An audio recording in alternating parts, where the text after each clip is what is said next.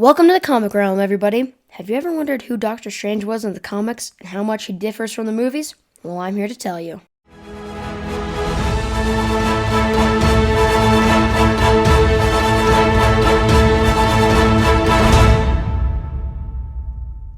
Standing at 6 foot 2.5 inches and weighing in at 180 pounds, Stephen Vincent Strange was born in Philadelphia, Pennsylvania. Strange was a very skilled surgeon and considered to be the best in the world, and this led him to become self-centered and have a large ego. But one day he got in a horrible car accident that severely damaged his hands. He went searching for a way to fix his hands, but got tired and no longer knew what his future would look like. He found out about a mystical path in Tibet, and following it led him to the Ancient One. He taught Stephen the mystic arts, and Strange got very good at them. The Ancient One could tell he was a very magically gifted person. When the Ancient One died, Doctor Strange became the Sorcerer Supreme. He went back to New York and started a new life as a master of the mystic arts. Now, Doctor Strange has had many abilities that include martial arts, magic, energy manipulation, teleportation, and chronokinesis, which means to alter time with your mind. Having these skills trailed the way for Doctor Strange to join many groups of heroes, like the Avengers or the Defenders and the Illuminati. Doctor Strange's abilities are tied to using otherworldly entities, mostly the Vishanti. The Vishanti is a group of powerful beings who granted access to their essences to magic users.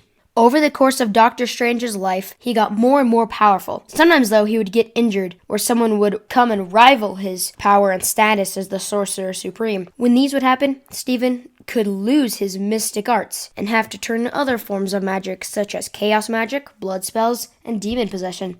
But those are all types of dark magic, and this would affect Strange in some way. So he would turn to the traditional wellsprings of magic.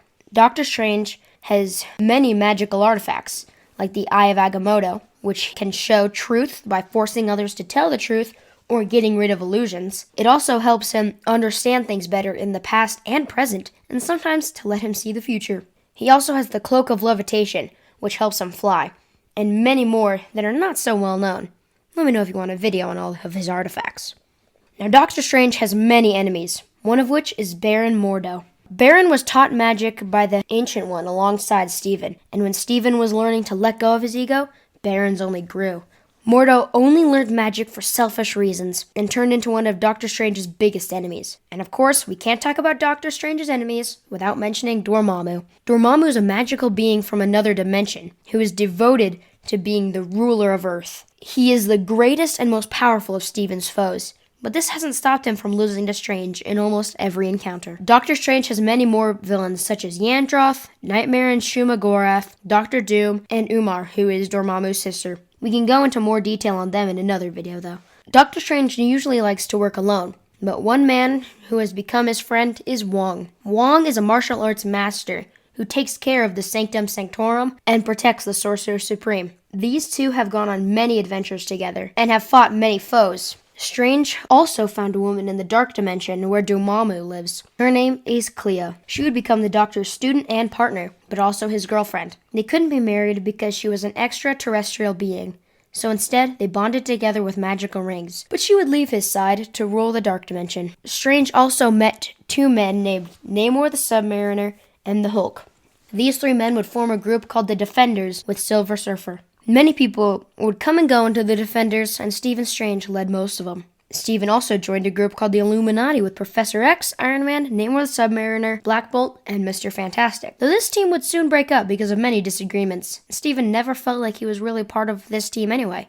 He also joined the Avengers and truly felt like part of that team and befriended many of the members. The Doctor also teamed up with Spider-Man many times, and those two also became good friends.